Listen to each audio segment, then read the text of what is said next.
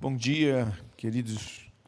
Espero que todos estejam bem e descansados depois da noite de sono de ontem e para um dia cheio. Imagino que você esteja com muita energia e disposição, né, para poder ouvir tudo isso agora pela manhã e ainda manter a concentração. Então, hoje eu vou fazer assim, eu vou falando e se você percebeu alguma coisa, cada vez que concluímos, quer já fazer uma pergunta, fique à vontade para não ficar tão monótono, né?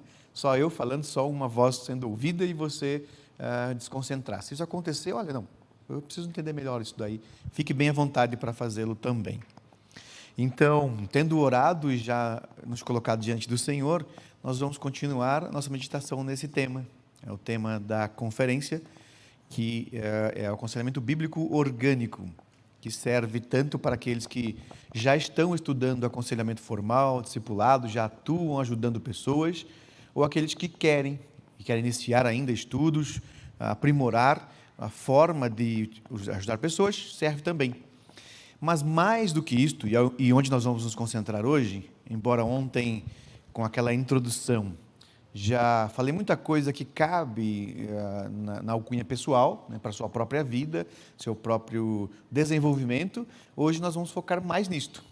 E essa segunda parte, que você tem aí no seu resumo, e percebi ali que tem até um bloco personalizado, né? Eu achei isso impressionante, uma organização, né? Todo mundo com um crachá, fica tão fácil para a gente que não...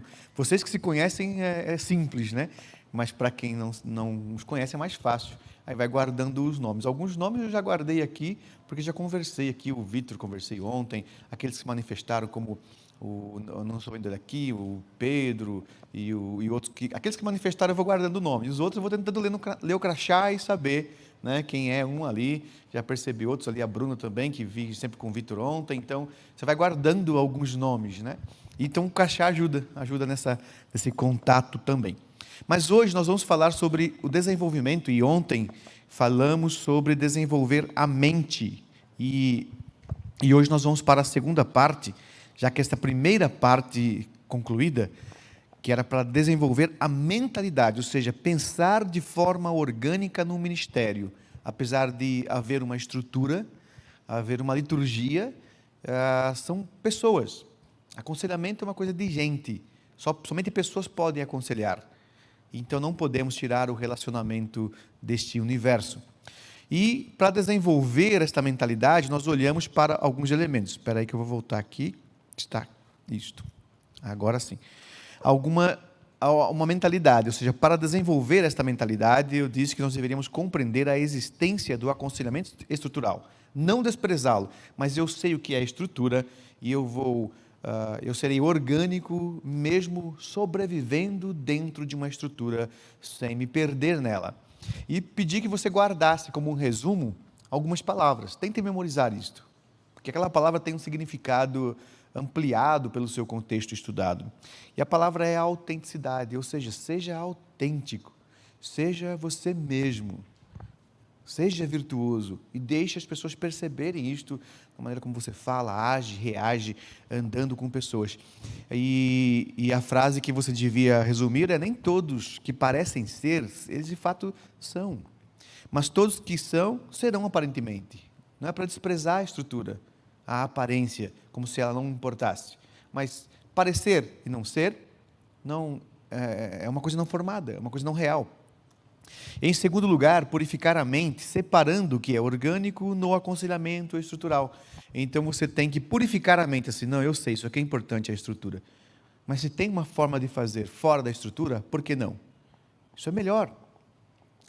Não é para cumprir um rito, é para aconselhar, é para discipular, é para conhecer o Cristo que estamos tornando pessoas discípulas dele.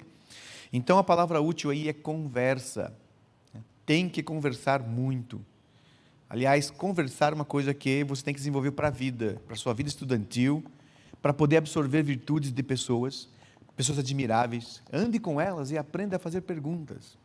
Você já ouviu aquela ideia assim, que no passado, no mundo greco-romano, dizia-se que a sabedoria não está em quem responde, mas em quem pergunta? Se você já ouviu isto, a diferença é, mas espera aí, como que a sabedoria pode estar em quem pergunta, se quem pergunta quer saber e quem responde já sabe? né? As pessoas criaram isso e fica assim, mas não faz sentido. Neste nosso contexto não faz sentido, mas no contexto antigo faz, porque as pessoas estavam atrás de virtudes. E as conversas eram norteadas por pergunta. Eu não quero inibi-lo de fazer perguntas aqui, porque não existe pergunta ruim. Qualquer pergunta que seja autêntica, de pessoa que quer saber, não existe pergunta ruim ou pergunta tola.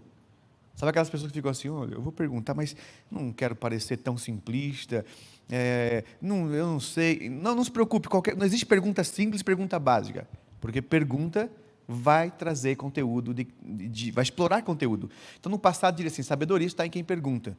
Porque o soberbo é aquele que domina a conversa, aquele que chega e só ele fala, só ele fala, só ele fala. Ninguém perguntou, ele está falando. Agora, o sábio, ele vai chegar e vai ficar quieto. E quem quer sabedoria, pergunta. Então, é a pergunta que nutre todas as coisas. Então, a gente tem que aprender isso. Perguntar para quem sabe, para fazê-lo falar. É nesse sentido a conversa que controla a conversa. Por isso que dizia que a sabedoria está nele. Frase útil: uma conversa intencional, planejada ou não, entre aqueles que querem conhecer a Deus. Este é o resumo do que é aconselhamento bíblico e aconselhamento bíblico orgânico. Tanto faz, formal ou informal, não importa. Querem conhecer a Deus? Sim, se tiver duas pessoas querendo conhecer a Deus, já temos aconselhamento. Terceiro, retornar ao essencial do aconselhamento orgânico. Então, é um convite a retornar a essa essência. E a palavra é convivência. É viver entre os santos. É conviver. E aí coloquei a frase: não há valor ou eficácia nas funções eclesiásticas quando separadas do relacionamento comum entre os santos. Isto é o que há de mais valoroso no nosso meio. A estrutura é importante, mas isto não substitui os relacionamentos. Não substitui andar com as pessoas, conversar com as pessoas, gastar tempo com as pessoas. Então, ontem, fechamos esta parte da mentalidade. Se chamou a sua atenção como uma introdução. Hoje, desculpe, tem mais um ainda, né? Tem mais um tópico. Tem um quarto. Restabelecer as bases do aconselhamento orgânico eficaz, torná-lo mais eficaz, e a palavra é intencionalidade. Ter intenção em tudo, não perder tempo. E aí a frase: diálogos sem intenções são palavras ao vento. Conversa jogada fora, perda de tempo. Não perca mais tempo. Conheça o Cristo e torne-o conhecido em tudo, e você será virtuoso. E agora, vamos para a segunda parte, e essa segunda parte, assim como a terceira, se chegarmos à terceira, eu espero que sim, porque temos bastante tempo hoje, mesmo sendo resumido, dá para chegar lá, e ela vai estreitar. Ontem pensamos numa mentalidade geral, você como líder, como um conselheiro, como alguém que quer influenciar pessoas, quer aconselhar, quer discipular, quer atuar no ministério, e hoje nós vamos pensar um pouco mais no indivíduo, na sua pessoa, e se possível chegar à espiritualidade, que é não só a pessoa, mas o espírito, ou seja, a sua vida no mais básico do ser. Então vamos para desenvolver a habilidade, ou seja, o que você é e tem que ser. Hábil é aquilo que você se treina para ser. A habilidade é assim: eu tenho algo para fazer e eu preciso me lapidar, eu preciso de uma forma, eu preciso lidar com quem sou para chegar a ser aquilo que pretendo. Então é nesse sentido que quero colocar a habilidade do conselheiro. Nós vamos meditar em Colossenses, no capítulo 3, no verso 16 e 17. E pode abrir sua Bíblia lá, por favor. Esse primeiro tópico sobre desenvolver a habilidade ministerial do conselheiro, baseado nesse texto, há muitos textos nas Escrituras que poderiam ser utilizados para isto, e Colossenses é um resumo.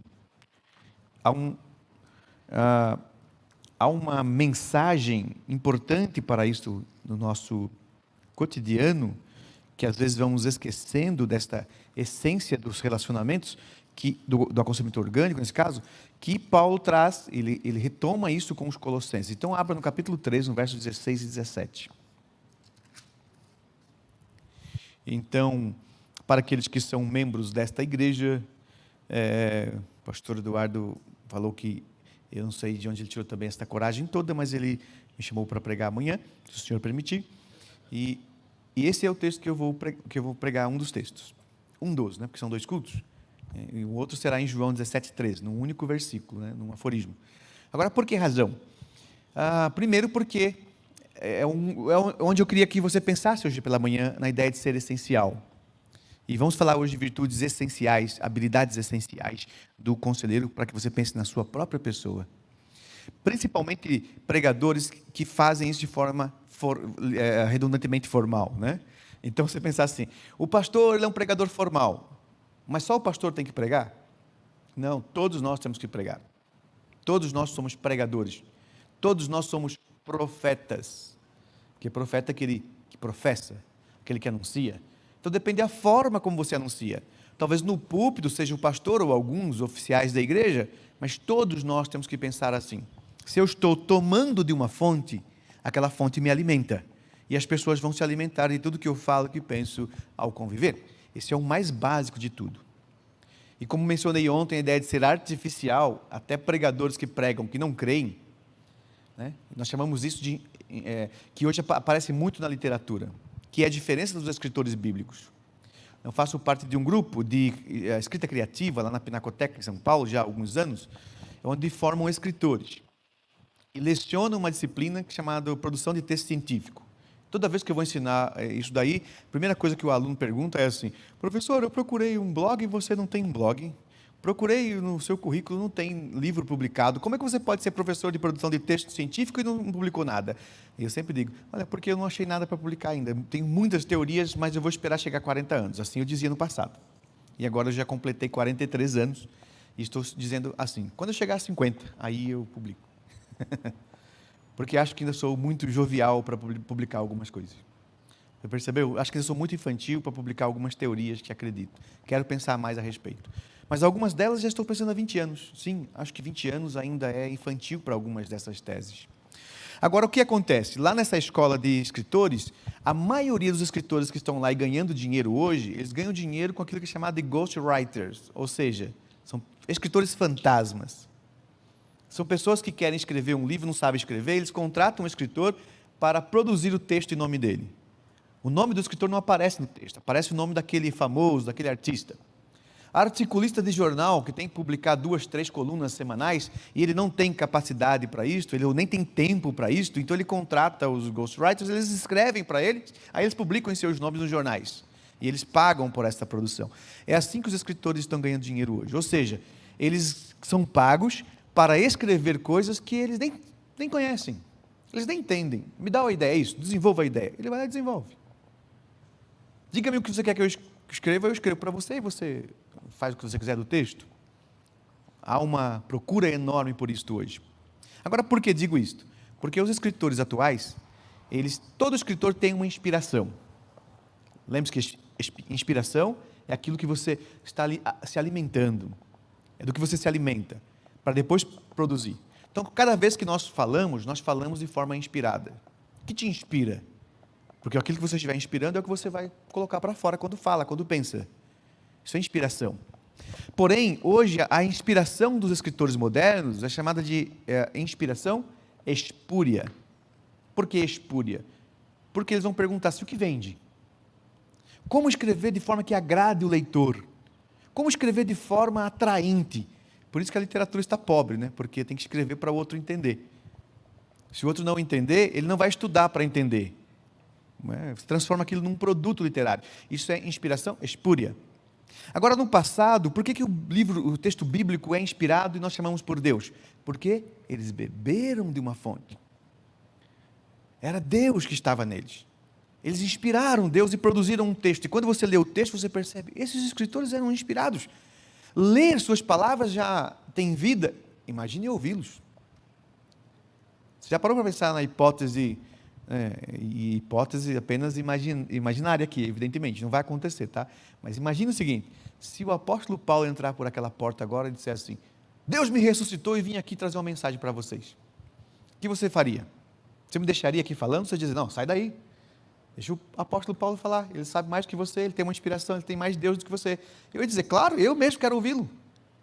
E nós não pediríamos para ele assim, você poderia explicar o que você escreveu na carta aos Coríntios? Nós não pediríamos isto. Nós diríamos assim, não, esquece o que você falou aos Coríntios, aos Colossenses, fale para nós. O que você tem para que possamos beber da sua vida? Percebeu? Não é o texto somente, é a pessoa que foi inspirada. Paulo, quando pregava e ensinava, ele não é simplesmente um escritor tão hábil, capaz de produzir um texto virtuoso. Ele era virtuoso. Não há uma dicotomia entre o que escreve e o que pensa na vida real. Não havia isso no passado. Hoje é possível. Você pega o livro de um autor e fala assim, nossa, ele é tão inspirado, assim. Anda com ele meia dúzia de horas e você vai descobrir assim, não é nada disso. Ele só tem habilidade. Compreende o que eu quero dizer com habilidade? A habilidade hoje é assim, se eu produzir uma arte que não tem a ver com a minha crença, então você vai dizer assim, ele é inspirado, mas se andar com ele não é. A habilidade de hoje é uma coisa que você faz para vender um produto e ninguém se importa contigo. E não é assim que funciona no universo bíblico ou de Deus, ou no virtuoso. O que você faz precisa ser um fruto da sua inspiração. Se você for um artista e pintar um quadro, e alguém disser, por que você pintou o quadro? Ah, não sei, peguei uma foto, copiei porque vende. Espúrio. Por que você pintou esse quadro? Porque eu compus uma imagem para que as pessoas, ao olhar para ela, interpretem. Há uma mensagem que tem a ver com a minha vida, a forma como eu vejo o mundo. Quando você escreveu um texto, por que você escreveu desse jeito? Porque é a forma como eu vejo o mundo. Estou cheio de Deus, né, e estou entusiasmado para isto. Hoje à noite eu vou falar também sobre isso nos casais. Vou falar sobre isto. É o que eu vivo, é o que eu bebo. Então não tem como fazer diferente. Então, por que Colossenses, dos textos que eu poderia meditar, trouxe ele, e por que estou dizendo que amanhã eu vou pregar sobre isto, e ontem conversávamos, o Victor e eu expliquei isso um pouco para ele, sobre essa essência. Não há diferença nesse sentido. Pregadores formais não podem adquirir uma habilidade de falar em público e dizer, agora sou pregador. Pregue somente aquilo que você acredita de fato. Quando falar num púlpito formal ou informal, deixe as pessoas perceber assim, ele acredita mesmo naquilo. Se eu andar com ele, eu vou perceber, ele acredita. Não é no esboço, não é a habilidade separada da essência. Não é esse pensamento moderno que ele sabe fazer, mas ele não é. Se ele faz aquilo porque ele é. Ele não pinta um quadro, ele não escreve um texto, ele não produz um discurso isento da sua personalidade, daquilo que ele crê e vive. Então, meu hábito para tornar isso lá no ambiente pastoral é assim.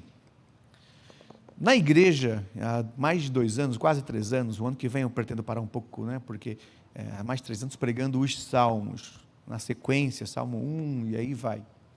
Então, se você prega texto na sequência, então, por exemplo, estou pregando um salmo e não deu para terminar aquele salmo, faço ele em 2 domingos, alguns salmos maiores em 3 domingos, ou seja, separando as estrofes, as estanzas, os versos, e aí dizendo assim, olha, vamos olhar para esta estanza, e agora não dá, mas semana que vem a gente olha para outra estanza, separando ali a poesia, mas enfim, isso não tem um problema, não é um problema. A questão toda é que, se existe um texto programado, que eu vou pregar no próximo domingo, então eu preciso inserir o estudo daquele texto para ele ser real e autêntico. Ele precisa estar na minha vida, porque no domingo eu não quero seguir um esboço. Eu não quero entregar água fria, congelada, que tirou da geladeira, servindo para as pessoas. Não, é real. É algo que eu criei, inseri na minha vida, pensei, meditei, introjetei, decorei, e decorar não é memorizar. Vamos falar daqui a pouquinho isso. Memorizar está na memória, decorar está no coração, é de cor. Isso é diferente. Ou seja, é meu, ninguém tira. Se no domingo acabar a luz, não ter PowerPoint, pouco importa. Se passar um vento e jogar o papel fora, que nem vou usar o papel, não gosto de usar esboço, mas é particular, nada contra. E se tirarem até a Bíblia, olha, vocês podem tirar o texto da minha frente, mas vocês não podem tirar aquilo que eu já conheci e já absorvi. Eu vou ensinar você do mesmo jeito o que Deus inspirou Davi a escrever aquele salmo. O que Deus deu a Davi, hoje não é mais dele, é meu. Depois que li, pensei, memorizei, decorei, introjetei, é meu, não é mais de Davi. O Espírito de Deus que estava sobre Davi já foi passado a mim e não pode tirar mais. Então eu vou pregar do mesmo jeito. Então, ou seja, agora como fui convidado para pregar aqui no final de semana, então eu disse assim, bom, se me recomendar um texto, o pastor Eduardo disse assim, não, você tem que expor aqui esse texto bíblico. Então eu ia fazer exatamente isto. Então não pode ser uma coisa que eu peguei no papel, engavetado e está lá. Isso tem que estar na minha vida. E como já vim aqui para falar com vocês, esse assunto, então não tem como pregar amanhã algo que não tem a ver com o que eu estou falando ontem, que falei ontem, estou falando hoje.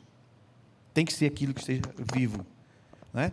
E como são 2 pregações, as 2 precisam estar inseridas no mesmo espírito. Autores diferentes. Quando prego em igrejas diferentes, que não é a igreja que eu pastoreio, então para preservar um pouco do cuidado com a doutrina e a estrutura da igreja, para ficar no orgânico, só no orgânico.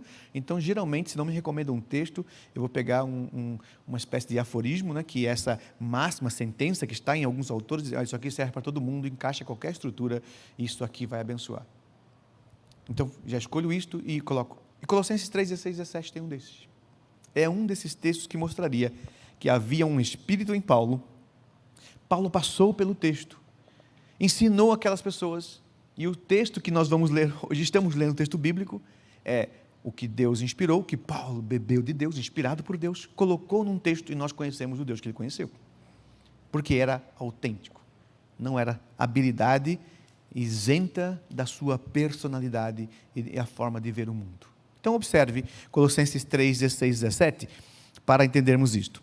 Habite ricamente em vós a palavra de Cristo, instruí-vos e aconselhai-vos mutuamente em toda a sabedoria, louvando a Deus com salmos e hinos e cânticos espirituais com gratidão em vosso coração. E tudo o que fizerdes, seja em palavra, seja em ação, fazei-o em nome do Senhor Jesus, dando por ele graças a Deus Pai. Então, evidentemente que num sermão, no caso, se o Senhor permitir amanhã, eu vou explicar palavra por palavra, sentença por sentença para entender, e aqui eu não vou fazer isso, vou só buscar a reflexão que há, então não será também será alusão, mas não uma repetição. E o que nós temos aqui que eu quero explicar? Primeiro ele começa assim, habite ricamente a palavra de Deus, né? A palavra de Cristo em vós. O que é importante para essa nossa alusão é que, ao mencionar a palavra de Cristo, você pode pensar que ele está falando de um texto. Um leitor disfuncional, ele coloca palavras como hoje existe na nossa cultura. A escola forma leitores disfuncionais. Então, nós aprendemos na escola, de forma errada, evidentemente, não estou validando isto, né? Sou um defensor da linguagem funcional. Então, na escola você aprende assim, não, qual é o significado desta palavra? Para leitores funcionais, isso não existe. Palavra não tem significado. Palavra tem campo semântico, que ainda pode ser modificado. Palavra ganha significado quando empregado num texto, não é? Então, se você pensar nesse sentido, muitas pessoas leem esse texto e ficam assim, habite em vós a palavra de Cristo. Aí você fala, é a Bíblia. Se é a Bíblia, então o que significa? Vou ficar memorizando esse texto aqui, porque tem que habitar em nós. Ao mesmo tempo, você acaba descobrindo que a raiz da palavra habitar, utilizada em nossa cultura, é morar dentro. É o lugar onde habita. E hoje nós usamos assim, onde está a sua habitação? Olha, eu moro em tal endereço, naquele prédio, naquele apartamento, naquela casa. E você acha que então é isso que está dizendo, porque a raiz de palavra é palavra de Deus, texto. E habitar é morar dentro, então que a palavra de Deus more dentro de você, ou a palavra de Cristo more dentro de você. E não tem nada a ver com isso que Paulo está dizendo. Observe, ele disse assim, palavra é discurso. O que Cristo falou, o que ele era. E você pode pensar assim, não, o que ele falou é discurso? Sim. Então eu estou falando de palavras isenta do Cristo. É o texto dele, é a fala dele. Assim, me dá uma cópia do seu discurso, Jesus, está aqui. E eu não estou levando o Cristo, estou levando o discurso dele. Não tem jeito de fazer isso. Hoje, na inspiração espúria, é possível. Né? É possível ter um pregador aqui, eu não quero que vocês me vejam assim, evidentemente, venha te dê um curso e dê uma apostila, como eu entreguei para vocês também, um resumo, e você fala assim, olha, não precisa falar não, está aqui o texto, então eu já vou ler. E eu vou dizer para você, não, o texto é um pouquinho do que eu penso. É um resumo aí, é mal escrito, porque foi um resumo de última hora, nem pensei em produzir um texto para isso, é só para você ter algo, uma referência, mas não leve o texto, me leve com você. No pouco que estamos nos relacionando, eu quero passar para você mais do que palavras, porque as palavras, elas são, é a forma de comunicar aquilo que sou, um pouco do que sou. E você deve fazer o mesmo com outra pessoa, aquele que você estiver discipulando, aconselhando ou ensinando. Olha, não fique com as palavras, porque palavra é resultado do que sou. Então, quando ele está falando, habite ricamente a palavra de Cristo, não está falando do discurso que Cristo tinha. Estou falando do que ele era, porque não dá para separar. E palavra, então, como discurso, não são palavras de Cristo, simplesmente palavras soltas, mas suas crenças, suas virtudes, resumido aqui em habitar ricamente. Agora, deixe-me explicar também a ideia de habitar ricamente, e como eu disse, não tem a ver com sermão para amanhã, para não ser uma repetição, então, mas pelo menos vou explicar um pouquinho isso. Habitar, nós usamos muito hoje, e nós temos uma doutrina tradicional que diz que o Espírito Santo habita em nós, não é? Então é comum você pegar os livros explicando assim, o Espírito Santo habita, significa que ele mora em você, ele está dentro de você. Não faz o menor sentido essa explicação, embora sei que é tradição. Você tem um departamento aqui dentro, tem uma sala aqui, uma cozinha aqui, um quarto aqui, como uma casa tem, e o Espírito Santo mora no coração, então ele mora nesse lugar aí. Olha, não tem a ver, não tem sentido isto, porque se é o Espírito de Deus, ele está em todos os lugares. Ele não pode morar dentro de uma pessoa, então nós não somos uma casa, mas não diz que somos o templo, e como esse prédio é um templo, então somos nosso templo, como um prédio. Não tem nada a ver, olha a bagunça. Templo é dedicado. Quando vocês, nesta comunidade local, e aí compraram aqui este terreno, montaram esse prédio e disseram, este lugar aqui é dedicado ao culto, isso virou o templo. Se vocês falarem hoje assim, olha, vamos vender para uma loja, para uma empresa, e não vamos mais dedicá-lo a Deus, deixa de ser um templo, e o prédio continua sendo o mesmo. Aquilo que você dedica vira templo, o que significa que templo é dedicação. E como dedicaram, no caso lá dos dias de Davi, construiu-se um prédio, um edifício, e dedicou e passou a chamar de templo, e nós passamos a achar que templo também é sinônimo de prédio, e achar que habitar é sinônimo de casa. Isso é um erro linguístico. Agora, se olharmos para a habitação como domínio, aí é diferente. E para templo como dedicado, é diferente. Nós somos templo do Espírito de Deus, sim, tem isso na Bíblia. Mas não porque ele mora aqui dentro e somos um edifício. Ali é linguagem figurada, para dizer, você é dedicado, e você é alguém que está sendo edificado para tomar uma forma, para se dedicar ainda mais. Então não destrua aquilo que foi dedicado. Ele está usando figuras de como se empregava esse sentido, não literalmente. Agora, e habitar? Quando nós estudamos biologia, está lá, olha, o habitat natural daquele ser vivo, daquele organismo, é tal lugar. Nós não estamos falando da casa onde ele mora, estamos falando do lugar onde ele tem domínio, a sua origem, a sua essência. Então, habitar é dominar. Quando eu pergunto onde você habita, olha, eu habito lá naquela casa. Por quê? Porque ela é minha, aquele território é meu. Tem mais a ver com domínio do que a ver com morar dentro. Agora, se você mora onde domina, então faz sentido chamar também de habitar, ou habitação. A palavra evoluiu. Agora, o que ele está dizendo aqui antes desta evolução da palavra é: habite ricamente a palavra de Cristo em vós. Ou seja, que o que Cristo é e passou a outros homens, que agora passa a vocês, isso tem que dominar a vida de vocês. Não as palavras de Cristo. Citar as palavras de Cristo. Pegar o sermão do monte e memorizar e recitá-lo. Não é isso que é a palavra de Cristo. É a crença dele. Não tem como tirar o discurso do que ele era. E ele está dizendo para ter o Cristo. Guarde isto. Segundo, habitar, então, tem a ver com domínio. Se tem a ver com domínio, aquilo que me domina é aquilo que eu estou importando em grande escala. Se eu importo algo em grande escala, ele diz ali ricamente, então significa que aquilo passa a me dominar. Eu vou me enchendo daquilo que estou absorvendo. Se você se relaciona com pessoas virtuosas e faz muitas perguntas, e convive, e conversa, você vai herdar a personalidade daquela pessoa por influência. Que significa que você vai passar a ser como ela, pensar como ela, crer como ela. Se você for alguém muito esperto, você sabe diferenciar essas pessoas. Você convive com pessoas, não tem ninguém que seja tão cruel, tão ruim na vida, que não tenha nada para te oferecer, como não tem pessoa tão virtuosa e 100% virtuosa que não tenha nenhum erro que você não tenha que evitar. Natural para todo mundo. Eu olho para as pessoas, isso eu quero de você, isso eu não quero. Isso eu quero de você, isso eu não quero. Então eu vou influenciando, ou buscando influência, vou importando. Agora, se andássemos com Cristo, que é o que o Paulo está dizendo, habite de forma incontrolada, ou incontrolável.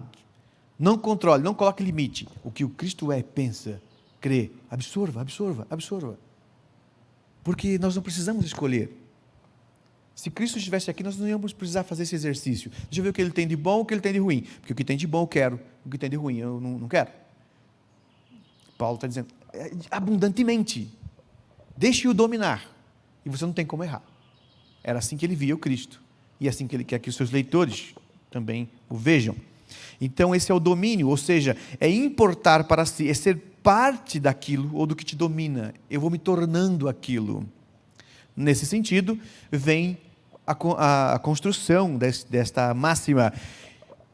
Uma vez que isto existe em vocês, instruí-vos e aconselhai-vos mutuamente em toda sabedoria. Então, em toda sabedoria, quando a gente fala de instrução, está falando de transferência. Instruir e aconselhar, Paulo não está pensando de forma alguma, muito longe disto, que era um aspecto formal. Monte uma escola, dê cursos, entregue apostilas, dê instrução. Ou monte sessões de aconselhamento para aconselhar pessoas. Ele está dizendo na vida, com toda sabedoria, com tudo o que você é, com todas as suas virtudes, com toda a essência de vida que você carrega e agora é dominada pelo Cristo. Não tenha medo. Absorva o Cristo e deixe as pessoas, deixe ele habitar em você e deixe as pessoas agora beberem disso também. É orgânico e natural, né? Essa é a ideia da instrução. É exportar para quem for importante, transferir humanidade. Lembra que a ideia de importante é isso, são pessoas que eu estou importando, são pessoas importantes para mim. Eu quero por perto, quero gastar tempo, porque são importantes, eu quero importá-las. Pessoas não importantes são pessoas que eu quero rejeitar. Isso daí não é boa coisa. Então não quero importar, não é importante. E, como disse ontem, não confunda pessoas importantes com pessoas famosas. A maioria das pessoas famosas não tem nada para importar, não são importantes, né? São pessoas que se confundiu muito hoje a ideia do admirável, né? Admirável é a ideia de que você viu, criou uma imagem e quer ter o que aquela pessoa tem, o que a pessoa é. Hoje a admiração, ela é invejosa. Eu quero ter o dinheiro daquela pessoa, a fama daquela pessoa, mas eu não quero ser como ela é. Por quê? Porque ela é uma pessoa muito boa. Então isso no mundo hoje é possível. No mundo essencial, bíblico e o ideal, não deveria ser assim. E quem os jovens e as crianças querem imitar hoje? Eu estou falando que eu tenho 2 meninos, por exemplo, tenho 3 filhos, mas tenho 2 meninos. Se você perguntar para eles assim, quem você quer imitar na vida? Automaticamente, adivinha quem ele vai dizer que quer imitar. Você gostaria de ser como tal pessoa? Quem você acha que naturalmente, por ser ele um pecador, no mundo de invejas e soberbas e vaidades, quem toda criança quer imitar? Você tem uma ideia? Hã? Neymar? Exatamente, jogador de futebol. Você fala assim, o que você quer ser? Eu queria ser como o Neymar. Mas por quê? Não, porque ele joga futebol, é famoso. Mas deixa eu contar quem ele é. Ah, não, isso aí eu não queria não, mas eu quero ser só famoso e jogador de futebol como ele. Ou seja, a habilidade dele eu quero, mas não quero ele. Hoje é possível você pensar em habilidade, né? Mas não é isso que eu quero que você entenda a habilidade aqui. Não tem jeito. Se você quer ser como o Neymar, você vai pensar como o Neymar, ser como o Neymar, e Neymar não tem nada útil. Mas ele joga futebol? Sim. E jogar futebol é uma das inutilidades que nós inventamos na vida. O futebol é uma distração. Eu gosto de futebol, joguei futebol, tentei ser jogador profissional até os 15 anos, treinava no time de futebol, cheguei a treinar no time profissional e desisti, porque é uma tolice enorme. E quer saber por que eu parei de jogar futebol? Por que também saí do exército, me perdoem os militares? Que quando eu fui jogar futebol, até os 15 anos, o indivíduo dizia assim, que eu tinha que estudar, a hora que eu tinha que acordar, a hora que eu tinha que dormir, o que eu tinha que comer. Eu era um ateu cético daqueles petulantes mesmo. Eu falei, mas quem disse que você vai determinar o que eu posso ou não na vida? Não, isso aqui não é para mim. Tudo que eu tenho que fazer na vida é jogar futebol. Sim, você é um produto para o clube. Você não tem que pensar, você não tem que estudar, aliás, não tem que questionar. Você vai comer isso que o nutricionista diz que você tem que comer, vai dormir na hora que o seu treinador diz que vai dormir e acabou, joga futebol. Ou seja, em outras palavras, você como ser humano não serve para nada. Para nós, você é um produto que eu quero transformar em algo vendável. Dos meus 12 aos 13 anos, foi isso que eu ouvi jogando futebol. Eu falei, não, vocês estão ficando loucos. Vocês querem que eu pare de pensar. Mas aí fui para o exército também, fui fazer escola de sargento. E cheguei lá e descobri a mesma coisa. Aí um dia um indivíduo me disse assim, aqui é para quem não tem nenhuma vocação. Aqui a gente dá uma vocação para o indivíduo. E vocação é assim, você vai fazer isso, vai pensar isso, você vai executar isso. Principalmente, no meu caso, que foi a escola de sargentos.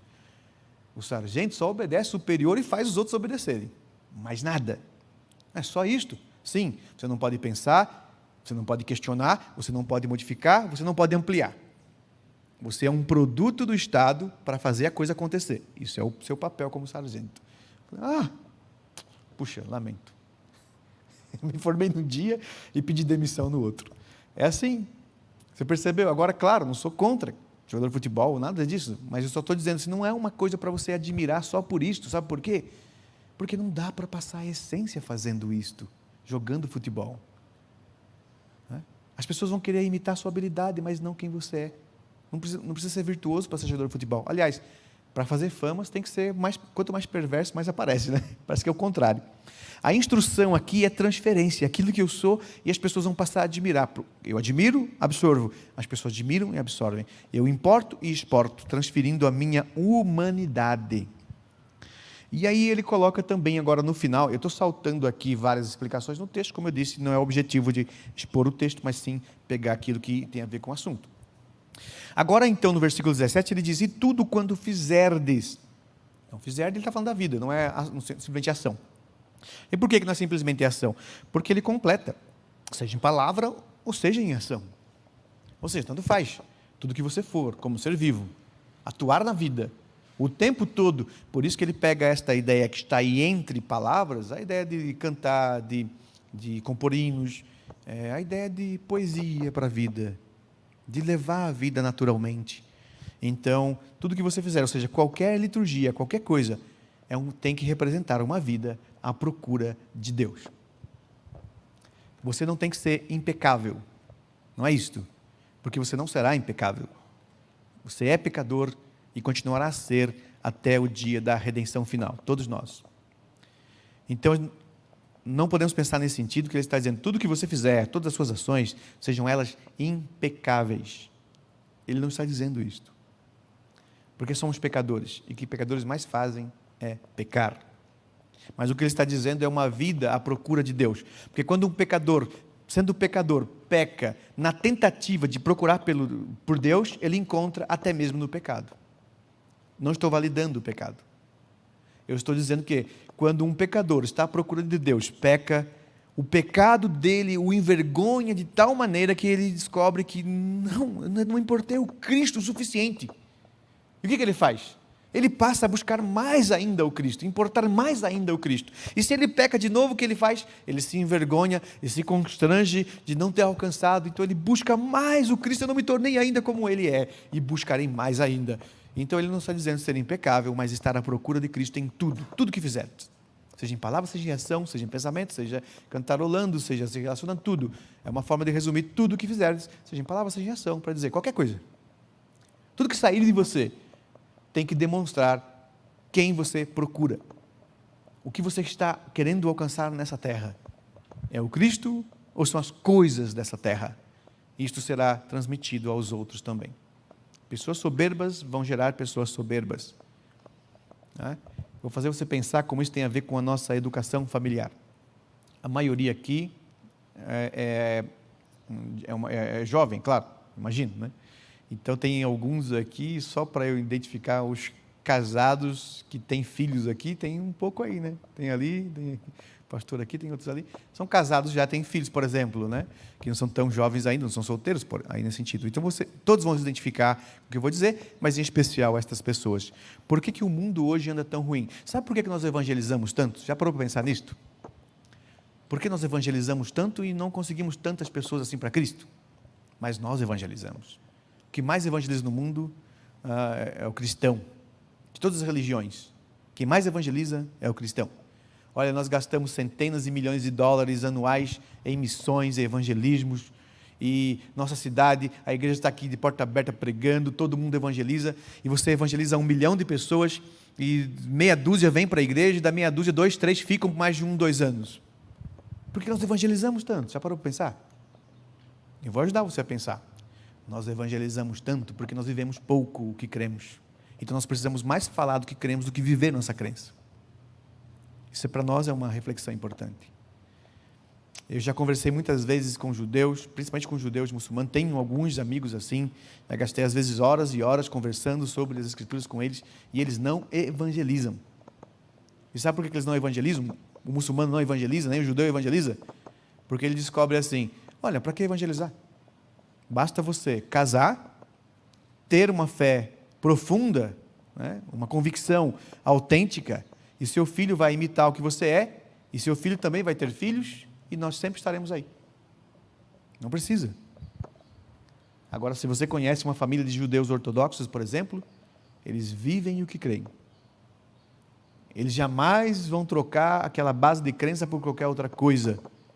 Eles não vão trocar o dia do Senhor por qualquer outra coisa, como nós cristãos fazemos e não nos importamos com isto. E os nossos filhos vão absorvendo aquilo. Quando tem filho, se você não casou ainda, pense sobre isto. O mundo moderno, hoje, mesmo cristão, eles querem casar por que razão? Porque casar é importante, é felicidade, alegria. E depois? Ter filhos atrapalha a alegria. Né? Ter filhos atrapalha a vida financeira, dá trabalho. Eu tenho que ter tempo depois. Tem que ter dinheiro para sustentar um filho. Imagine como estão caras as escolas e quanto custa ter um filho. Então, ter dois, quando tem um, a maioria quer ter um. Quando quer ter dois, você já fica assim, uau, dois? Pouco tempo atrás, conversava sobre isso num ambiente, alguém disse assim, mas pastor, ter muitos filhos é coisa de americano. Mas quem disse para você? Meu pai, 10 filhos na família dele. Eu estou falando de uma geração passada, ele tem 10 irmãos. Agora, talvez você já passou por isso, na sua família teve 10 filhos, 8 filhos, 9 filhos. Então, há alguns anos atrás era coisa de brasileiro, não é coisa de americano, não. É que nós mudamos. Hoje nós estamos pensando assim, não estou dizendo que quem tem 2 filhos está errado, não, tá? Ou um filho está errado, não estou fazendo isso, estou fazendo você pensar na realidade, que aquelas pessoas que têm 1 filho, 2 filhos, se educasse biblicamente, ainda estaria fazendo alguma coisa. Então nós estamos colocando poucos filhos no mundo e educando mal. Porque os filhos dos crentes, quando chegam na fase dos 14 a 16 anos, deixam a fé. Eles não imitam o pai. Por quê? Porque o pai não é admirável. O filho não fala assim, olha, se eu for pegar a fé do meu pai, estou frito. Então, ou ele encontra alguém para admirar, ou aconselhar e discipular, ou então ele vai se perder, porque o pai não é admirável, o pai não vive. E eu vou dizer para você de entusiasmos. Vou falar isso no casal hoje à noite, mas entusiasmo significa entheos, que em grego significa cheio de Deus. Quando a pessoa fala assim, o que te entusiasma? Ou seja, o que te enche, o que te inspira? É um Deus verdadeiro ou é um Deus falso? O que te inspira? Ou seja, o que te entusiasma, entheos, te enche de Deus. Porque uma pessoa entusiasmada está cheio de vida, ele está entusiasmado, mas o que está entusiasmando ele? Ou seja, que Deus é este que encheu ele? Essa é a ideia da palavra entusiasmo. Só que aí, nós perguntamos assim para uma criança, filho de um crente, criança ainda, né? Ele está olhando para o pai e ele não sabe ler, mas a mente dele está sendo formada, ele já entende gramática, ele já consegue dialogar numa linguagem, ele já raciocina, ou seja, o que é mais trivial, e que hoje fica conhecido nas artes de que conversávamos, o trivium, qualquer criança faz, são as artes da mente. A criança vai desenvolver, querendo ou não, pode desenvolver de forma saudável ou maculada, mas ela vai desenvolver, ela está observando formas, ela está raciocinando e tentando se comunicar por estas formas.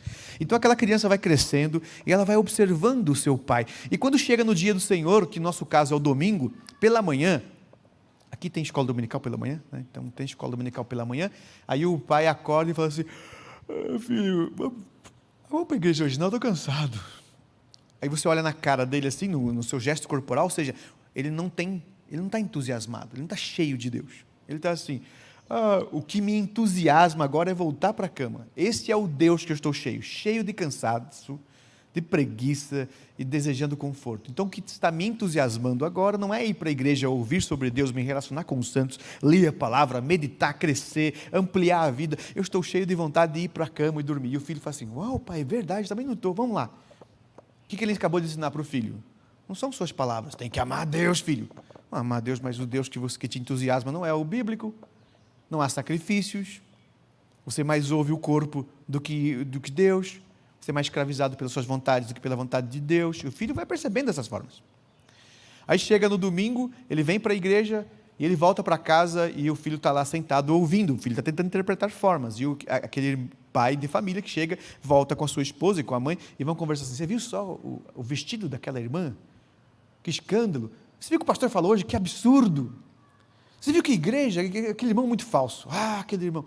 E o pai só, a igreja, e o filho fica assim, a igreja não deve ser boa coisa, né? A igreja deve ser ruim mesmo. E o pastor não deve ser boa gente, né? É ruim mesmo. E então, assim vai. E ele vai mostrando quem é Deus para ele. O filho fala assim, ele diz que ama a palavra de Deus, mas ele mal sabe versículos memorizados. Ele nem não vejo ele ler na Bíblia.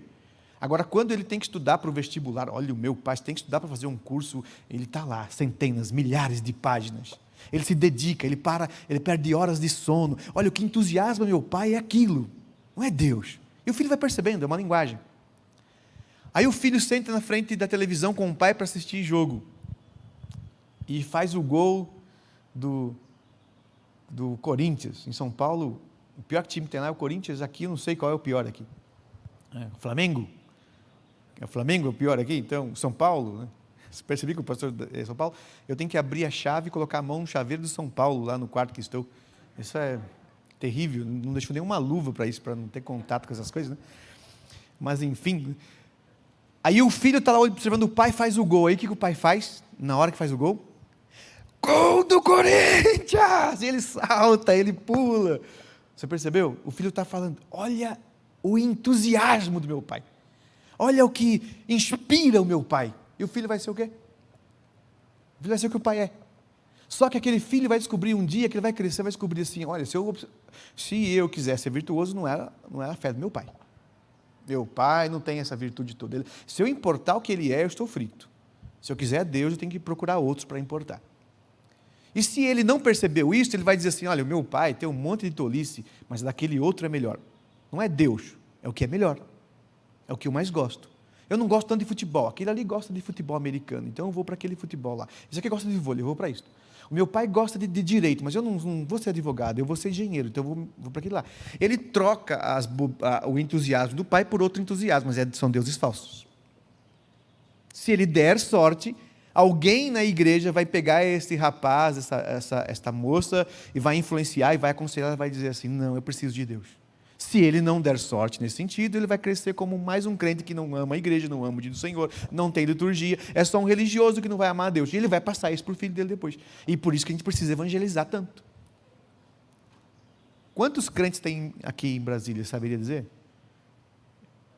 Um chute. Quantos habitantes tem em Brasília? Só em Brasília, no plano piloto, não precisar ir todas as satélites, em média. Alguém tem essa informação? Em todo tem 3 milhões? Em torno. 3 milhões. Então, desses 3 milhões, quantos são crentes, você imagina? 10%, talvez?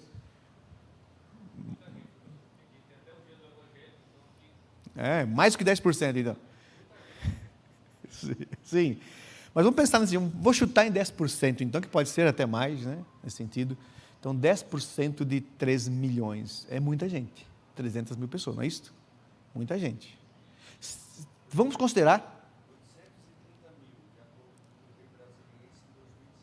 Só no plano piloto? Distrito Federal. Ok. Então, 1 milhão. Então vamos arredondar então desse 1 milhão. Eu vou arredondar só para 200 mil pessoas. Que é um número aí. Dessas 200 mil pessoas crentes, que seria um número baixo para selecionar aí, vamos considerar só que 50 mil têm um evangelho mais saudável do que o 50 mil pessoas. E que dessas 50 mil pessoas esteja diluída em apenas 5 mil famílias, contando filhos e tudo mais, mas 5 mil famílias crentes só 5 mil. Se estas 5 mil famílias decidirem não vamos mais evangelizar, nós vamos fazer uma coisa só, mais radical. Sabe o que nós vamos fazer? 5 mil famílias aqui vão decidir assim, eu vou amar o Senhor de tal maneira, e que vou ter filhos e educá-los, só isto. 5 mil famílias, se cada um tiver aí 2 filhos que seja, a próxima geração vai duplicar, não vai? 20 anos depois, esses vão ter filhos também, vão casar e ter filhos. 20 anos depois, duplicou o número, né, de famílias que têm aquela essência, que agora vão ter filhos e fazer o mesmo. 40 anos depois, então temos uma terceira. Pronto, resolveu o evangelho em Brasília. Firme. E por que nós precisamos evangelizar tanto? Porque no mais essencial da convivência, que é a família, a virtude não está presente. O Espírito de Deus não está presente. Não é Ele que alimenta. Então, é esse o ponto que eu queria que você refletisse sobre a habilidade. A habilidade não é fazer alguma coisa ou produzir alguma coisa. É produzir externando aquilo que você é. E que aquele que anda com você vai perceber. Ele não se preocupa com a sua forma. Ele se preocupa com o que você é organicamente. O que eu prego na igreja, eu posso enganar alguém na forma. Memorizar um discurso, entregar para você palavras não verdadeiras. Mas eu não tenho como esconder isso dos meus filhos, da minha esposa e de todos aqueles que convivem comigo. Porque eles vão saber o que me entusiasma. Que Deus é esse que me enche. E depois ele sai pelas minhas palavras, pelas minhas escolhas, pelo que escolho para a vida e pelo que rejeito na vida. A maneira como eu ajo e reajo nas circunstâncias difíceis. Quando tem que lidar com problemas na vida. É aquilo que eu inspirei que vai sair. Então pense sobre isto, que é isso que Paulo está falando aqui. A alusão conclusiva para este momento, e que você deve guardar mais uma palavra, a palavra é importar. Habilidade é o que você faz, no que você está se tornando hábil, seja como um conselheiro, discipulador, um professor de Bíblia, em qualquer outra coisa na vida. Tem que ser um resultado daquilo que você importou. Se preocupe mais com o que você está importando. Ao invés de se preocupar tanto com a habilidade de fazer, se preocupe mais com o que você está importando para fazer. Eu não sei a realidade, mas eu vou chutar aqui. Se aqui na igreja, ou na sua igreja, eu sei que tem diversas igrejas representadas aqui, mas na sua igreja tiver um curso lá assim, é um curso para aconselhamento bíblico para que você se torne um conselheiro e ajude os outros. Um curso para pregadores de homilética, de oratória, para você ser um grande pregador. Um curso de administração, para você administrar isto e alcançar tais funções. E se isso te atrai, não está errado. É forma, é adquirir uma habilidade, é oferecer para o outro um serviço. É melhorar a maneira como você faz. Claro que não tem erro, mas não deve ser isto que tem que chamar a sua atenção. Quando alguém oferecer um curso, pergunte assim, mas quem vai lecionar, pastor? Não, o fulano de tal, ele não é muito boa gente, mas ele tem uma boa técnica. Se eu fosse você, eu diria assim, manda escrito, por favor. Ou, alguém pode gravar, porque eu não quero conviver com um ser assim. Você percebeu? Nossa preocupação é o que eu vou importar dele. Eu vou conviver com ele, o que ele tem de importante para eu importar dele. Você tem que se preocupar mais nisso do que do contrário. Mencionei isso ontem. Ir para a faculdade hoje, você fica assim, não importa o que o indivíduo crê e é. Se ele tem 3 famílias, se ele adultera o tempo todo, se ele é um mentiroso, se ele estiver passando a verdade, o que importa é a verdade. Sim, lá na faculdade isso pode ser feito, porque não tem outro jeito. Mas não é assim no reino de Deus. O reino de Deus importa muito quem você é, sobre o que você fala. Porque o que você faz como habilidade tem que ser um resultado daquilo que você é. Se eu andar contigo, eu tenho que beber da mesma coisa. Se eu te perguntar ali no corredor, você tem que responder na mesma direção. Não pode ser diferente. Não pode ser fantasioso. Então, importar é isso. É se preocupar mais com o que você está importando, porque naturalmente aquilo que você está bebendo vai sair naturalmente. Transformar isto na forma mais natural possível. A frase útil: discipular é exportar, sem que percebam ou escolham os discípulos aquilo que o discipulador importou de seus admiráveis. Observe o que quero dizer com isto.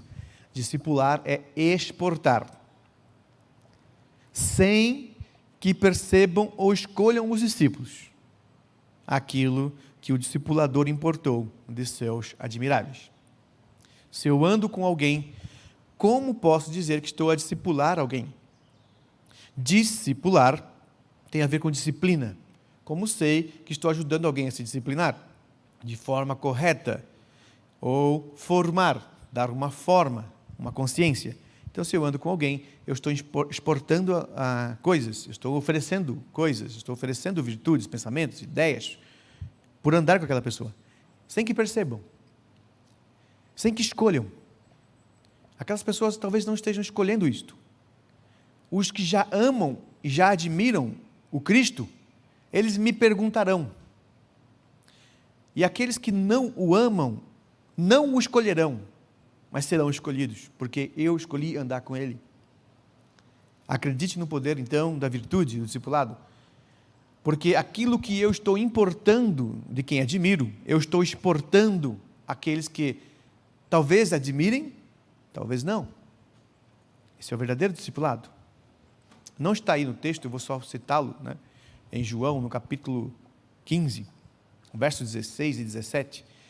Você deve se lembrar que em João, no capítulo 15, Jesus está, depois da ceia, partindo para o Monte das Oliveiras. Ele faz um discurso enorme no final daquela ceia, e eles saem do templo, e ali nas margens do templo, do cenáculo, e às margens do cenáculo, Jesus continua um outro discurso longo antes de partir para o Monte das Oliveiras. Ali ele resume, e os discípulos estão totalmente perdidos, temerosos. E, como disse, amanhã vou falar sobre esse texto, sobre João 17, no verso 3, só o verso 3. Mas, quando Jesus percebe isso no coração deles, ele começa a lançar algumas crenças para acalentar o espírito dos discípulos. Eu vou partir, vocês vão ficar. Eu não estarei mais com vocês. O que vocês vão fazer na minha ausência? E no meio disso tudo, trava um diálogo com aqueles discípulos, que eles ali se orgulham de terem escolhido o caminho certo.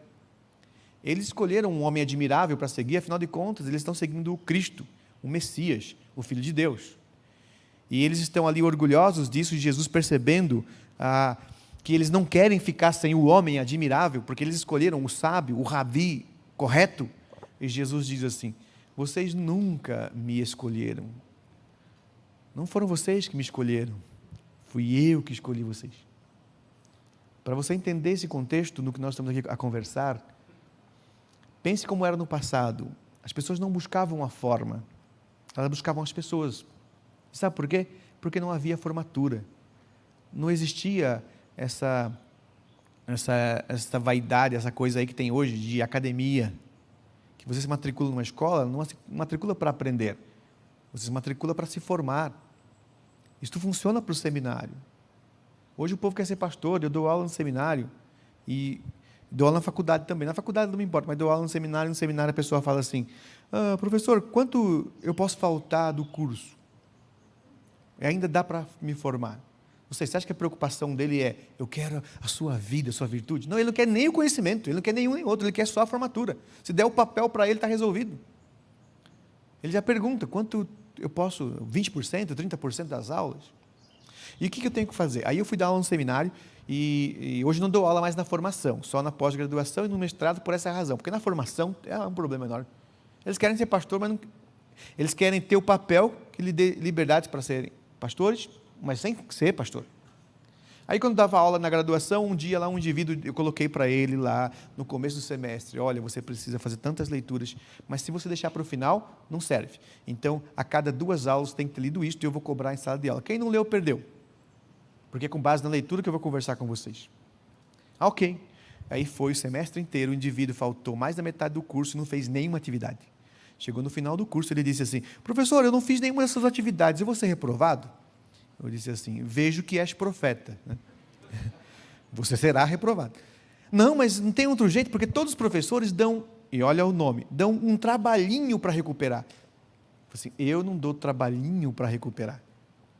Eu andei com os alunos, né, por um bimestre inteiro, na tentativa de ajudá-los a pensar, a amar alguma coisa. Eu estou pouco preocupado com o que ele está fazendo para tirar nota. Eu estou preocupado se ele está crescendo e amadurecendo.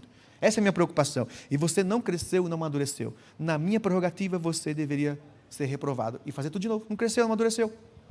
Não tem como voltar e comer churrasco que te alimentou por aquela semana. Quem não alimentou aquela semana, não adianta comer. Olha, eu não me alimentei por 2 meses, posso comer tudo de uma vez? Não tem jeito. É o alimento, é aquilo que te nutre diariamente, é para aquilo. E foi isso que eu fiz com eles: você está reprovado. Então, mas o seminário tem outra política. Eu falei assim: sim, o seminário tem outra política. Então você vai lá no diretor e fala assim: diretor, o professor não está obedecendo a ordem do seminário de dar um trabalhinho para recuperar. Eu falei assim: se você for lá e o diretor me dissesse assim, dê o trabalhinho para ele recuperar, não se preocupe, eu já te dou a nota direto. Te dou 10. Se você quiser 11, te dou 11, não tem problema. Porque o que você quer é nota. E a nota eu te dou. Essa é a regra do seminário? Não precisa de trabalhinho, te dou a nota. Mas saiba que, na minha disciplina, você não se disciplinou. Ou seja, você não foi discipulado. Você não entendeu, você não estava ouvindo. Mas eu li a apostila é papel. Eu não uso a apostila. Está assim, está escrito para vocês e eu vou respondendo o que o aluno está perguntando. Isso aí você pode ler em casa. Por isso que eu disse: leia tais páginas em casa, para ter conteúdo para conversar. Se não tiver, não adianta. Então, ou seja, esta foi a minha disciplina, você perdeu. Isso não se recupera, é irrecuperável, o tempo não se recupera. Perdeu. E aí, percebeu? Mas temos isso num ambiente pastoral, quanto mais na faculdade. Na faculdade, a pessoa vai lá assim: olha, me dê o papel, porque eu não estou afim da sua vida. E se você não acredita nisso, não importa. Então, observe isso, discipular é exportar, sem que perceba, como disse Jesus, vocês não me escolheram, eu escolhi vocês. No período dele, então não havia isso, as pessoas buscavam pela virtude. Olha, quem é o sábio? Ele? Então eu não quero só o que ele conhece, quero ele. E nos dias de Jesus já existe a cátedra, que é o rabi, que é o sinédrio, o escriba. E Jesus olha para os discípulos e diz assim, se eu não tivesse discipulado vocês, ensinado vocês, andado com vocês, vocês estariam agora lá no sinédrio bajulando os escribas. Vocês não são tão sábios assim. Vocês só estão sentindo falta hoje porque eu andei com vocês e modifiquei vocês. Hoje vocês entenderam, não é mais o que está sentado à cátedra, é o que anda com vocês. Eles são, no termo que nós aprendemos a utilizar, os fariseus, né? Eles falam de coisas que não creem, pregam para os outros coisas que não vivem, e comigo você percebe que é diferente, mas eu modifiquei vocês. É nesse sentido que nós importamos os nossos admiráveis e andamos entre as pessoas e elas não sabem que nós vamos modificá-las.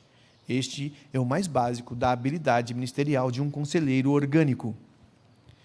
A forma, sim, mais do que a forma, a essência. E a essência é isso, não dá para separar a habilidade de quem eu sou. Pense isso na sua vida sempre a partir de hoje. Segundo lugar, adquirir habilidades, capacidades essenciais de um conselheiro bíblico, conselheiro orgânico. Então, para desenvolver a habilidade ministerial, precisa quebrar esta ideia de que existe uma dicotomia naquilo que faço ou daquilo que sou. Não deve pensar nisto. Agora, claro, eu preciso adquirir algumas habilidades, mas todas estas habilidades não são habilidades vaidosas. Observe o que quero dizer com isso. Estudar. Estudar hoje virou uma habilidade vaidosa. As pessoas falam com orgulho, né? Elas falam com orgulho assim. Um pai e a mãe falam, olha, meu filho é tão estudioso. Você, mas quem não é? Não, a maioria não é. Mas é porque a maioria é ruim, a gente não pode medir por baixo. A gente não mede pelos errados, a gente mede pelo certo. E estudar é uma coisa natural. Quem não estuda? Essa é a pergunta. Dando aula palestras sobre educação clássica, uma vez uma senhora começou a falar assim, não, mas minha filha é muito estudiosa. É mesmo? Por que ela é estudiosa? Porque ela lê, ela vai para a escola de manhã, escola integral o dia inteiro, à noite ainda faz um cursinho. Ela é muito estudiosa. Não, ela é aluna em tempo integral. Isso não significa ser estudioso. Estudar não tem a ver com escola. Estudar não tem a ver com o tempo que você gastou estudando. Tem gente muito estudiosa que gasta pouco tempo naquele ambiente litúrgico e que nem frequenta curso nenhum. Isso não prova que estudar é uma virtude essencial para a vida humana. Nós estudamos o tempo todo, né? Estudar é isto, é observar, é examinar e propor resultados. Nós fazemos isso o tempo todo com as coisas. Estudar é uma coisa natural. Se você não é estudioso, então é porque você está abaixo daquilo que deveria qualquer ser humano ter. Isso pareceu ofensivo agora, né? Tipo, o indivíduo não é estudioso. Se ele não é estudioso, ele está abaixo do que o ser humano devia fazer como natural. O natural é todo mundo observar, examinar e propor resultados em tudo que se observa. Isso é um mínimo. Deus nos deu um cérebro para isto. O cérebro é para pensar, é para fazer isto, é para observar. Ele deu um olho para você observar, um ouvido para ouvir, né, as mãos para tatear e, obtendo informação, raciocinar sobre ela e entendê-la. Isso é natural. Então, o que quero dizer estudar aqui não é estudar por vaidade, como as pessoas pensam hoje. Eu quero fazer cursos, fazer cursos. Isso é só por vaidade. Você está aprendendo de verdade? Então, quando digo estudar, é ser aplicado ao estudo bíblico e outras formas naturais do ser humano. Não é estudar formalmente, ter um diploma no seminário, um diploma de teologia que mostra que você é teólogo.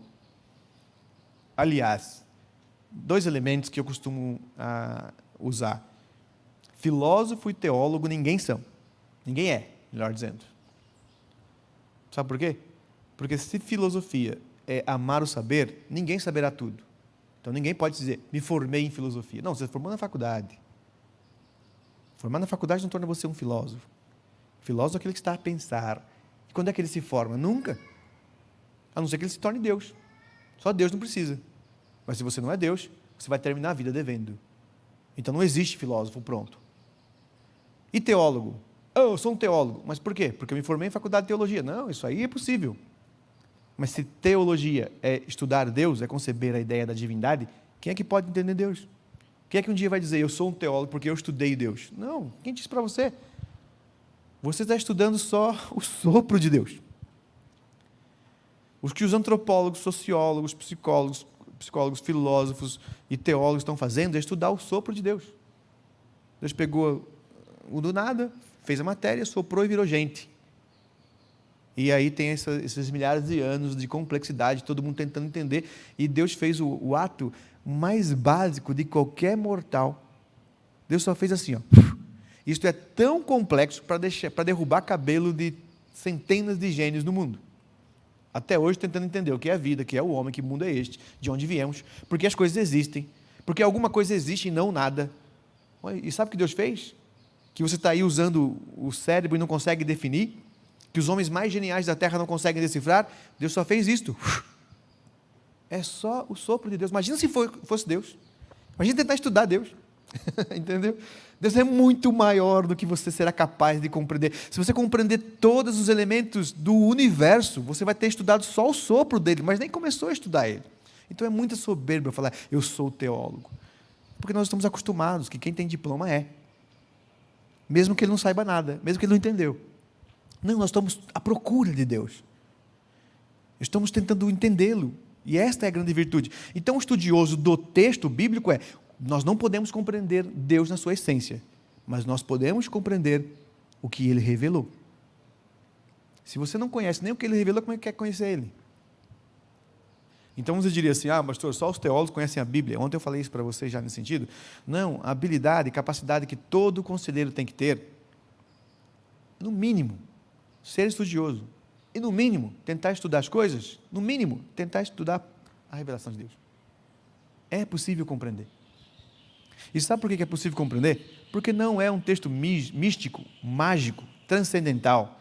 Você não precisa ser divino, angelical, para entender o texto bíblico. Só tem que saber ler. Só isto. É uma literatura que nós temos aqui na mão, escrita por homens, inspirados por Deus, mas homens. Eles não escreveram em línguas angelicais, em idiomas humanos. Mas está escrito em grego, em hebraico e aramaico. Sim, e qual o problema? Você aprende russo hoje. Se quiser aprender russo, estuda, aprende. Por que não pode aprender grego, hebraico e aramaico? Não é tão difícil assim, não. Não é? Percebeu? É só questão de ser estudioso. Eu tenho a vida inteira para isto. E por que depois de 40 anos como um crente, as pessoas se surpreendem quando você explica um texto bíblico? Mas espera, você teve 40 anos. Olha, 40 anos para ler 66 textos que estão aí no seu idioma, em 3, 4, 5, 6, 7 versões. Tem mais gente explicando a Bíblia, claro que tem gente explicando errado. Para com isso, vai lá, olha para o texto e fica assim, tenho pergunta quando eu estava lendo aqui. O ser estudioso nesse sentido é o mínimo que se espera. Mas eu não gosto de estudar, não tem que gostar. Não é a ideia de gostar. E é por isso que, como eu já disse também, mencionei, eu faço parte de um grupo que estou lá influenciando para o universo intelectual, e nem todos são crentes, alguns são até católicos, nesse sentido, que ficam assim, eu tenho que aprender a ler, tenho que aprender a ler. Não, aprenda a pensar, ler é sacrifício. Quem lê muito é inteligente? Não, tem gente muito tola e lê muito. Ele não entende nada. Eu li 1000 páginas essa semana, mas você entendeu? Não, então perdeu seu tempo só. Passou os olhos, mas não entendeu nada. Sabe por quê? Porque o objetivo é entender. Estudiosos querem entender, não querem ler. Como faço parte de um instituto que incentiva o desenvolvimento de QI, então nós mapeamos e aceleramos a leitura. E a minha média semanal, por causa dos cursos, teve uma época que eu estava lendo 1.200 páginas por semana. E quando conta isso, a pessoa fala, uau, você gosta mesmo de ler? Eu falei assim, não gosto de ler não. Eu gosto de entender. Então eu leio para entender. Se tivesse outra forma, não ia ler. Eu ia ler menos. E 90% do que eu leio é perda de tempo, que não me levou a lugar nenhum, mas eu tinha que ler porque eu tenho que saber o que disseram. Só por isto. O objetivo é entender. Quem estuda quer entender. Se você leu, mas não entendeu nada, não resolve nada. Fiz 10 cursos, pós-doutorado, entendeu? Não entendi. Então não adianta nada, perdeu seu tempo nas escolas. Quando eu digo ser estudioso é nesse sentido. Não tem a ver com gostar, tem a ver com querer. Eu quero entender aquilo, não me importo com o sacrifício. Então eu vou entender, até entender, eu vou ficar perguntando. Então, estou aí arrumando problema para os pregadores e professores, claro, mas é um bom problema. Fala assim, professor, você deu aula durante 2 horas, eu não entendi nada, você pode explicar tudo de novo? Se o professor disser assim, não, quem entendeu, entendeu, quem não entendeu, não entende mais. Então não é virtuoso. Não é orgânico. Porque se for orgânico, não, anda comigo, eu vou te ajudar a entender. Porque aquilo ali também é uma bobeira. Eu falo rápido, resumido, há milhões de contextos na minha cabeça, não sei se eu estou recortando, isso acontece muito comigo. Eu falo de coisas achando que o povo está entendendo, de repente, não entendi isso. Porque faltou um contexto. Deixa eu explicar de novo. Então você explica de novo. E anda, explica 10 vezes, e desenha, e demonstra. Aí sim. Então tem que ser até entender. Porque quando você entender, vira seu, não mais dele. Não é mais de Paulo quando nós compreendemos o Espírito de Deus em Paulo. É meu também. Assim é quando lemos. Então observe, estudar é a primeira habilidade e capacidade que você precisa desenvolver. Eu preciso aprender a estudar, e em especial a palavra de Deus, porque essa revelação é compreensível para adquirir esta habilidade junto com a essência. Segundo, introjetar. E aqui devo explicar, introjetar é entender, memorizar, meditar e aplicar. E fazer isto repetidas vezes até decorar. Mas eu tenho que explicar os termos, né? Porque hoje é complicado também. Porque quando a pessoa fala, eu decorei tal texto. E decorei, para ele é memorizei. Ele é capaz de citar aquilo. Isso não muda nada. Ou seja, memorizar não muda nada. Decorar muda. Porque decorar vem na ideia de coração, é colocar no coração, é ser parte do que você é. E memorizar é ter uma informação na memória. Preciso ter informação para poder decorar? Claro, não tem jeito, não tem como saltar. Não tem como ser sem conhecer. Você pode conhecer sem ser, mas não tem como ser sem conhecer. Por isso aquela ideia, sabedoria é diferente de conhecimento. É verdade, concordo. Sabedoria não tem nada a ver com conhecimento, porque tem gente com muito conhecimento e não é sábio. E conhecimento também é diferente de inteligência. Tem gente hoje que tem tanto conhecimento em tais áreas de tecnologia, por exemplo, que ele pode pegar um computador velho e transforma aquilo num robô, e você diz, poxa, ele é muito inteligente. Não, ele tem muito conhecimento da tecnologia. Tira a tecnologia, o que ele faz? Nada. Coloca ele na mata, ele morre de fome porque não sabe extrair um alimento do solo. Coloca ele diante de outra situação que ele não estudou, não tem conhecimento, ele nem sabe por onde agir. Ou seja, ele não tem inteligência. Inteligência é a capacidade de usar o intelecto para decifrar as coisas, utilizando o conhecimento sobre o todo. E, ao mesmo tempo, conhecimento não é sabedoria. Tem gente com muito conhecimento e tolo, sem nenhuma sabedoria. Agora, ao contrário. Tem como ser sábio e não ter conhecimento? Não. Ser sábio significa saber. Significa que ele tem o estudo na natureza. Ele estuda todas as coisas. Então tem como ter conhecimento sem sabedoria, mas não tem como ter sabedoria sem conhecimento, porque todo sábio vai estudar naturalmente as coisas. Pode ter um sábio que nunca foi para a escola, que não tenha diploma, sim. Aliás, a maioria deles. A maioria dos sábios são aqueles que, embora passaram pela escola sem depender dela. E alguns nunca foram para a escola. No passado não tinha escola. E as pessoas eram sábias. Um professor uma vez me questionou assim, você está enganado. Sem a escola hoje não teríamos os sábios que tem, ninguém entenderia nada, porque hoje o aluno faz 4 anos de curso de matemática e não entende o teorema de Pitágoras. Eu falei assim, então, o aluno faz 4 anos de curso para entender o teorema de Pitágoras. O Pitágoras entendeu sem nunca ter ido para a escola e criou o teorema de Pitágoras sem ter ninguém para explicar o teorema de Pitágoras para ele. Você continuou errado, você percebeu? Então, é isso que tem que pensar. Introjetar significa assim, introjetar aquela ideia, está aqui como uma injeção, né? Então eu tenho que entender, esse é o primeiro passo, estudar para entender, eu quero entender, entendi, e agora? Agora tem que estar na minha memória, tem que ser alguma coisa que não esteja mais no papel ou no Google, tem que ser minha, está na memória, eu tenho que aprender a buscar, então eu tenho que exercitar o meu cérebro mais do que exercito os meus músculos. Todo mundo quer ir para a academia exercitar músculo para poder aparecer para os outros, mas e o cérebro? O cérebro é um músculo, criar novas sinapses, fortalecer, então, os seus neurônios. Olha, por quê? Porque eu tenho que guardar informação, eu preciso de informação, eu preciso guardar entendimento, porque isso é relevante para a vida. Não é o Google. Olha, eu me divirto muito no mundo acadêmico, sabe por quê? Porque eu vou dar aula e os alunos querem parecer inteligentes. E os alunos gostam de citar frases olhando para o celular. Ele pega o celular aqui no Google e... professor, como disse o Tomás de Aquino, e cita a frase. Onde o Tomás de Aquino disse isto? Aí o aluno fica assim, eu não sei, eu só sei que ele disse isto. Sim, porque você olhou no Google, aí só aparece a frase. Eu quero saber onde ele disse isso, em qual contexto, em que época, o que isso tem a ver com a vida dele. Em que contexto político, histórico, sociológico ele está dizendo isto? Ele está combatendo o quê? Ele está dialogando com o quê? Não, aí eu já não sei. Mas então não adianta citar para parecer inteligente, como se citar rodapé é inteligente. Olhando no Google, ou dá meia hora, eu vou na biblioteca pegar. Não, você não tem o Tomás de Aquino vivendo em você, não adianta citar a frase dele. Não, segundo o Agostinho, o professor Agostinho pensava nisso, né? Ele pensava nisso por quê? Eu já não sei explicar. Então você não tem o Agostinho, é só frase que você guardou. E você precisa do Google para saber onde ele citou, o que citou. Tem que ser seu. Note, a palavra de Deus não é para isto. Olha, o Paulo disse isso em algum versículo, não lembro onde, mas espera que eu vou lá procurar. Eu não quero saber o versículo, o endereço é importante quando você tem que confirmar. Não é o endereço da Bíblia que nós queremos a vida em você. Isso é diferente, é meu, ninguém tira. Então, claro que tem que exercitar a memória. E tem que meditar? Sim, meditar é dizer para si mesmo. Meditar é pensar, é refletir, é tentar chegar à introjeção, é gastar tempo pensando que isso tem a ver com a minha vida, como isso muda, altera. E depois aplicar. Aplicar significa utilizar. Aquilo tem que fazer parte da sua vida, porque aí muda.